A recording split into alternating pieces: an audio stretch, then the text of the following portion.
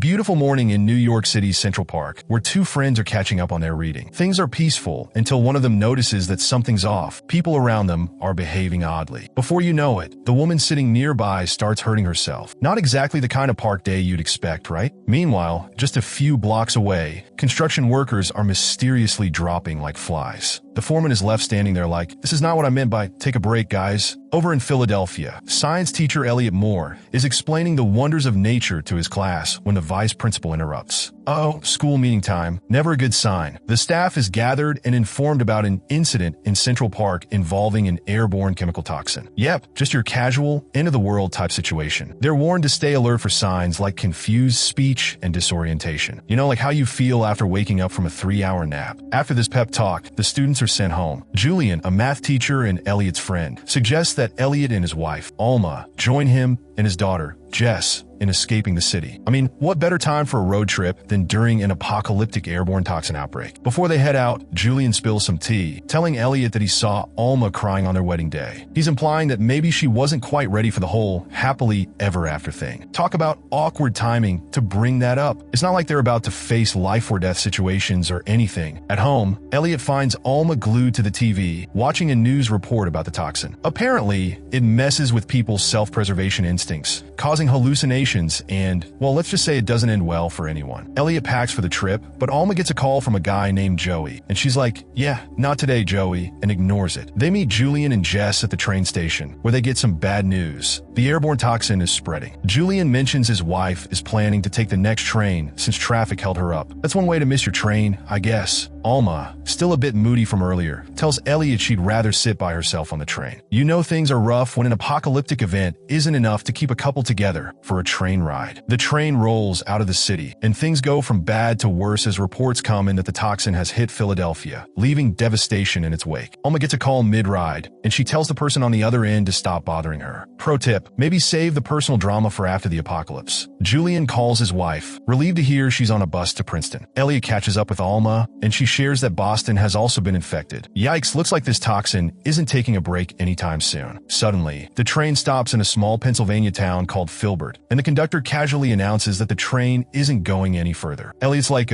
what now? With no other options, the passengers gather at a local restaurant to figure out what to do next. Elliot entertains Jess while Julian grabs some food. One passenger shows a bizarre video from the Philadelphia Zoo of a man voluntarily letting lions attack him. At this point, you've got to wonder, is this movie a thriller or a really dark episode of Animal Planet? A little while later, the power cuts out, and a man in the restaurant warns, "If we stay here, we're all toast." Panic ensues, and everyone rushes to escape, hoping to outrun the toxin. It's like musical chairs, but with cars. One man pulls up and offers Elliot, Alma, and Jess a ride. Julian, meanwhile, finds another car heading toward his wife and hands over Jess to Elliot and Alma. He gives his daughter a picture, a hug, and jumps into the car like he's late for a meeting. Cue the dramatic, "I'm going to miss you" moment. As Julian heads toward Princeton, his group notices that something's off. The place is eerily quiet. After sealing their car to avoid the toxin, Julian tries to distract everyone with a math puzzle. "If I gave you a penny and doubled it every day for a month, how much would you have?" Great timing for a math quiz, Julian. Unfortunately, they notice a small leak in the roof, and before they can figure out how rich they'd be with those pennies, things take a dark turn. Julian doesn't make it. Meanwhile, Elliot, Alma, and Jess arrive at a nursery where the owner suggests that plants and trees might be behind these mysterious attacks. Yep, apparently Mother Nature's gone rogue. As they drive away, Elliot spots bodies in the distance and quickly changes routes to avoid trouble. After a while, they meet Private Oster, who informs them that all nearby areas are contaminated. It's basically the toxin's world, and they're just living in it. Stuck with nowhere else to go, the group decides to stay put, and other survivors from nearby towns begin to join them. One woman receives a call from her daughter, who's in Princeton. During the conversation, her daughter starts talking nonsensically. "I see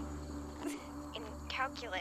A clear sign of infection. The call ends tragically, and the group realizes just how dire the situation is. Elliot, already worried about Julian, comes to the heart-wrenching conclusion that he's lost his friend. In the midst of this chaos, Jess offers a simple act of comfort by giving Elliot a kiss. It's a small but touching moment amidst all the terror, because sometimes, when the world is ending, a little kindness goes a long way. Elliot and Alma are struck by the loss of their friend, Julian, and worry about his daughter, Jess, who's now with them. Later, While chatting with Alma, a nursery owner warns that plants might be fighting back by releasing defensive chemicals. He suggests plants can talk to each other and react to perceived threats, possibly explaining the bizarre events around them. Private Oster, who's with Elliot, organizes the group to split up in search of safer ground. Elliot, Alma, and Jess head one way, while Oster and the nursery owner go another. But trouble literally blows their way. Wind picks up and soon, gunshots ring out, signaling that something terrible has happened to Oster's group.